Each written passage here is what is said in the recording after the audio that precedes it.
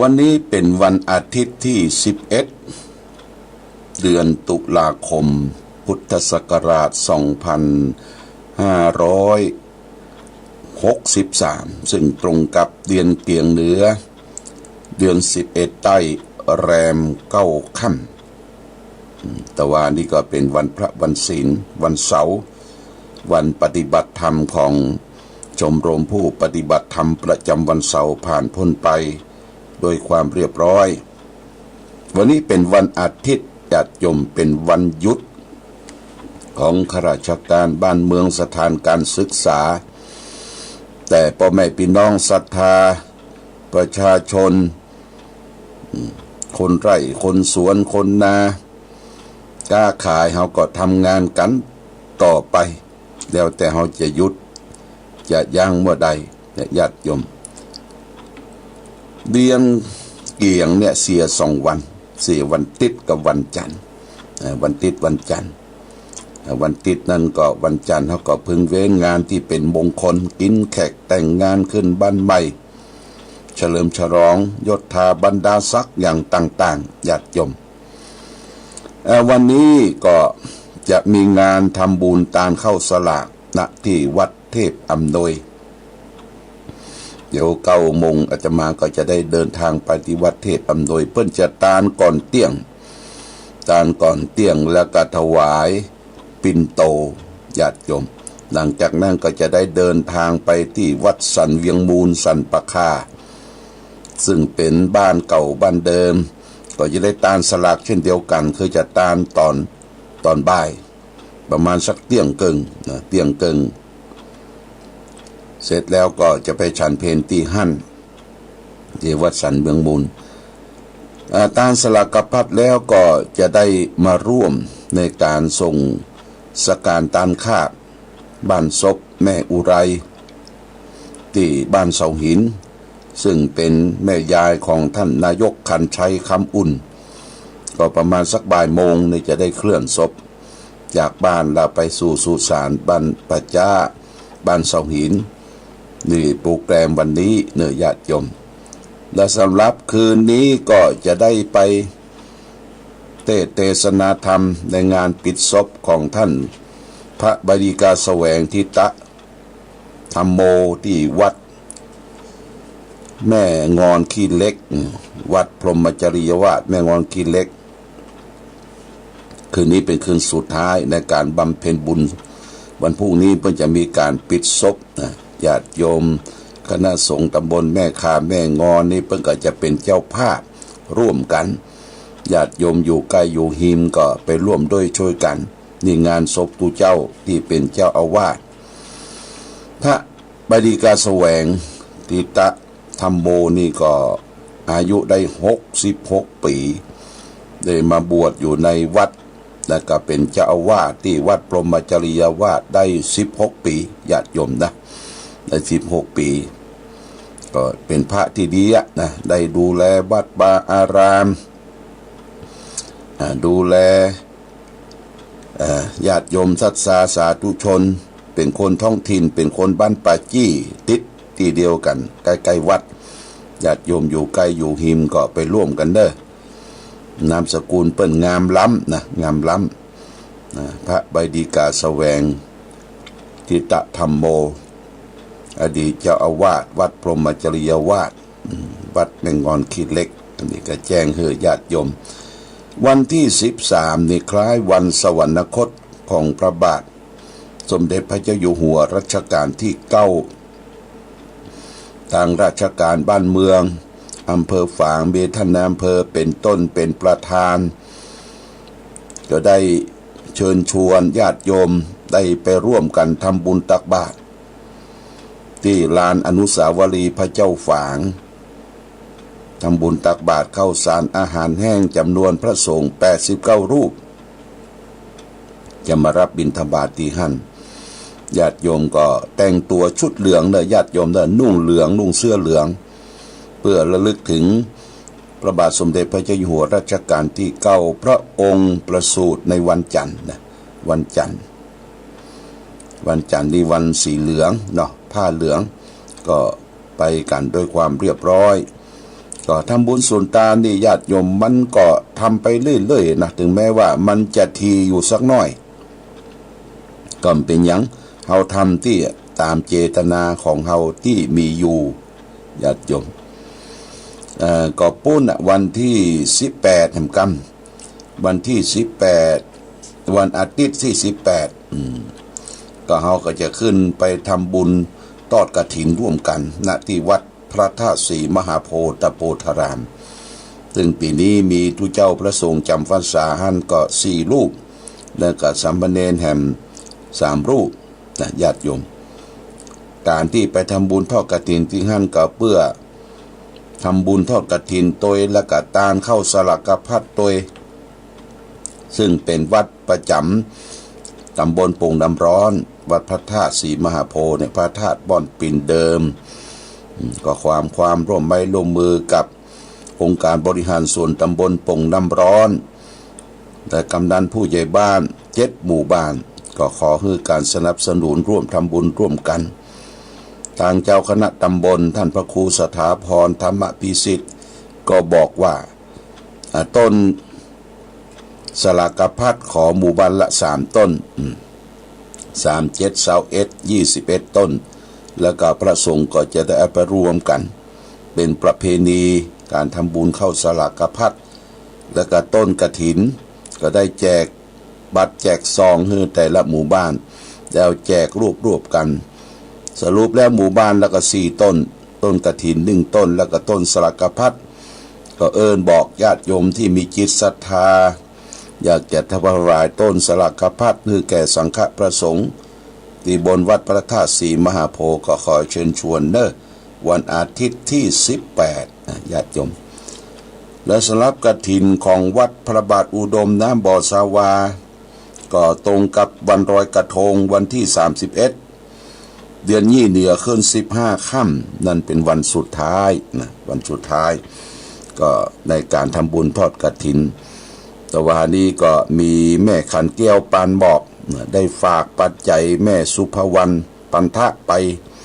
ที่วัดได้รับแล้วแม่ขันแก้วปานหมอกจำนวนเงินอยู่ 1,500 บาท 1,000 บาทนั้นเป็นค่าภัตตาหารโต๊ะจีนโต๊ะละ 1,000 บาท500 บาทร่วมทอดกฐินเรียกว่าเกินกองนะกองละ1,000 บาทเนี่ยโมทนาสาธุกับแม่ขันแก้วปันหมอกบ้านหนองห้องรุ่นดุลมณโอกาสดีตวยวันนี้ญาติโยมจะเอาธรรมะมาฝากทางสุขใจวันนี้เอาเรื่องของดอกผลแห่งกามนะดอกผลแห่งกามดอกผลแห่งกามมันจะเป็นจะได้ฟังและคิดพิจารณาแล้วก็นำมาประพฤติปฏิบัติญาติโยมนะในสมัยโบราณโลกคงจะบ่มีอันอย่างเหมือนกับที่เฮาหันในปัจจุบันเนี่ยญาติโยมบ้านเรือนเรียกสวนไร่นาปัจจุบันเนี่ยคู่คนเนี่ยอัดยัดเยียดกันคับข้างทางทนต่างก็บักเคว้งคว้างแต่ก่อนนี่นะคนก็บ่อัดบ่ยัดเยียดถนนหนต่างก็บ่เคว้งคว้างสะดวกสบายยวดยานพาหนะเครื่องใจไม้สอยในบ้านวิทยุหนังสือพิมพ์ภาพยนตร์ละครเป็นต้นก็คงบ่มีมากมายเหมือนอย่างในปัจจุบันนี้แต่คนสมัยโบราณก็อยู่กันได้อย่างสบายดูเหมือนเพิ่นมีความสุขสบายยิ่งกว่าหมู่เฮาทั้งหลายในปัจจุบันนี้โดยซ้ำฉะนั้นเครื่องอุปกรณ์ในการสร้างความสุขแก่ชีวิตจึงไม่ใช่วัตถุแต่เพียงอย่างเดียวน่าจะมีอย่างที่เป็นส่วนของจิตใจจึงนับว่าเป็นสิ่งจำเป็นในการอำนวยประโยชน์สุขคือแก่ชีวิตของเฮาอยู่เป็นแน่เพราะว่าเมื่อโลกเจริญขึ้นมากเพียงใดเครื่องอุปกรณ์ในการทำความสุขก็มีมากขึ้นเพียงอันความสุขของคนเฮาเนี่ยน่าจะมีขึ้นตามส่วนแต่เนี่ยญาติโยมหาเป็นเช่นนั้นไม่ความอยากความใคร่ของคนเฮาเนี่ยทับทวีจำนวนมากขึ้นเรื่อยๆ และคนเฮาก็ดิ้นล้นขนขวายเพื่อสรองหาความอยากความใคร่นั่นเรื่อยๆอย่างต่อเนื่องคือความสุขลำบากของชีวิตสิ่งที่รักก็หวังเหล่านั้นมันจะน่าจะสมรักสมหวังไปเสียทุกอย่างแต่นั่นแหละญาติโยมเฮาได้มาเฮาก็ยังบ่พอใจยังไขว่คว้ายังบ่อิ่มจิตใจนี่มันบ่อิ่มมันไขว่คว้ามันจะอยากจะอู้อยากจะได้อยากจะโชว์เนี่ยญาติโยมร้อยต้องร้อยแหละเปิ้นบอกว่าความสงแหวงเพิงนึ่งน่ะมันยากและปกติจิตใจเฮาเนี่ยมักจะหลงหรือมีหวังอะไรอย่างมากกว่าความเป็นจริง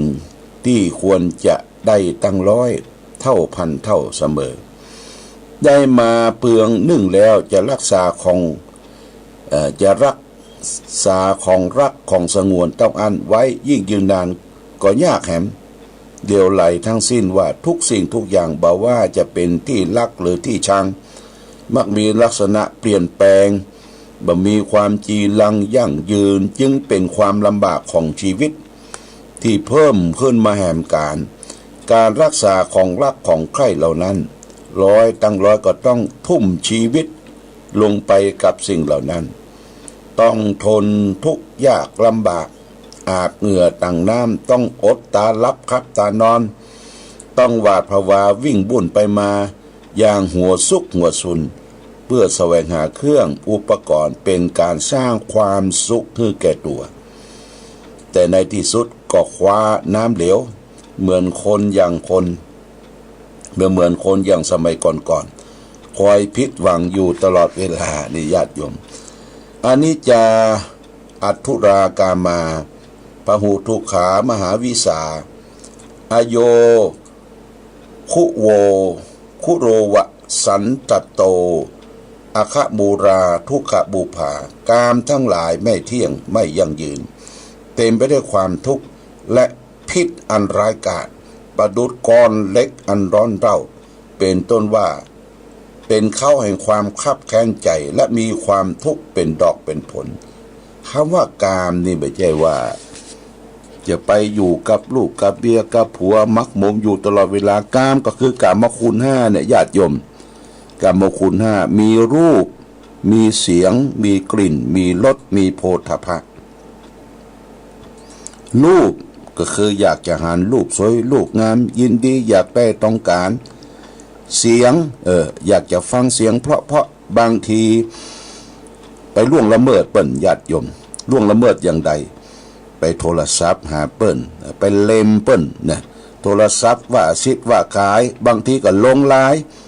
ไปลักถ่ายรูปว่าลงไลน์ป๊อดงามพี่ลี่แต่อย่าแน่งามพี่ลี่ได้ไปอวดเปิ้นนี่เลยว่าเคียบเคียงอยากจะเข้าใกล้ชิดเปิ้นอยากจะลวนลามละเมิดนะเนี่ยเรียกว่าละเมิดอย่างถ่ายคลิปถ่ายไลน์ถ่ายอย่างก็ตามญาติโยมเปิ้นบ่ได้อนุญาตป่งปั่นเฮาไปถ่ายแล้วเอารูปเปิ้นไปลงไปลงเนี่ยไปลงบ่เหมาะสมคือบ่เหมาะสมเปิ้นจะตั้งท่าก็บ่ได้ตั้งท่าก็บางทีเปิ้นพังเปิ้นเผลอไปละเมิดสิทธิส่วนบุคคลเนี่ยละเมิดสิทธิส่วนบุคคลบางทีก็อู้ซิดอู้กายเนอะอู้เป็นความรักความใคร่ว่าแกคือเปิ้นชอบเนี่ยลงขั้นใดไปขั้นใดหาว่าขั้นใดนี่เป็นทางแห่งความรักเป็นทางแห่งความผูกพันนี่ญาติโยมนี่รูปเสียงกลิ่นก็อยากจะดมกลิ่นหอมรสก็อยากจะสัมผัสรสอร่อยบางทีตู้เจ้าเฮานี่นะติดในรถบางทีญาติโยมเพิ่นจะทุกข์จะยากและจะลำบากอย่างใดบ่ฮู้เอาล่ะอาตมาอยากฉันนั่นอยากฉันนี้ญาติโยมมีโอกาสมาฮืออาตมาเน้ออยากจะฉันนั้นเนี่ยติดในรถญาติโยมพระพุทธเจ้าเพิ่นสอนให้ช่วยตัวเองถ้าบ่มีก็อยู่เฉยกัดก้อนเกลือกินประพฤติปฏิบัติอย่าไปหวังจะไปน้อมราบมาสู่ตนสู่ตัวนี่พระพุทธเจ้าสอนลูกศิษย์สอนพระสงฆ์สาวกแล้วก็อยากจะสัมผัสนี่ สัมผัสอันสิ่งที่นุ่มที่นวลอยากจะนอนนุ่มนวลญาติโยมท่านสาธุชนกามคุณห้านี่เป็นของเผ็ดร้อนรูปเสียงกลิ่นรสโผฏฐัพพะอันนี้ต้องระมัดระวังคนเฮาเดือดร้อนวุ่นวายตึงวันเนี่ยกับเรื่องกามคุณห้าเนี่ยรูปเสียงกลิ่นรสโผฏฐัพพะวิ่งหาเสาะหาไขว่คว้าหาเนี่ยอย่างไรจะให้มันมีความสุขแต่ความสุขในปัจจุบันความสุขแบบโลกีเนี่ยแหละมันเป็นความสุขมีได้ชั่วครั้งชั่วคราวความสุขยืนยาวต้องเข้าหาธรรมะญาติโยมเข้าหาธรรมะก็คือฟังเทศน์ฟังธรรมบ่อยๆยิ่งในปัจจุบันนี่ญาติโยมธรรมะไปถึงบ้านอย่าว่าธรรมะสู่บ้านธรรมะไปกับคลื่นวิทยุทุกชอกทุกมุมทุกที่ทุกแห่งทุกคนญาติโยมใจสติพิจารณาฟังเอาอย่างหมอเจ้าเพิ่งก็สวดมนต์แปรหมอแรงก็สวดมนต์แปรญาติโยมปั่นเวลาให้ตัวเก่าเนอะจะไปเอาเวลาไปขว้างที่อื่นถึงเวลาสวดมนต์ไหว้พระก็ขัดฉีชวีวันอาบน้ำบ้วนปากคัดชีชวีวันแล้วก็ทำตัวให้แช่มชื่นไปกราบพระไหว้พระเสร็จแล้วก็แผ่เมตตาให้แก่สรรพสัตว์ทั้งหลายที่เขาได้เกยฆ่าได้เกยข้ามได้ลาวีแม้แต่ตัวเองเนี่ยก็ต้องแผ่เมตตาให้ตัวเองนะญาติโยมฆ่าตัวเก่าข้ามตัวเก่าเนี่ยจะได้บ่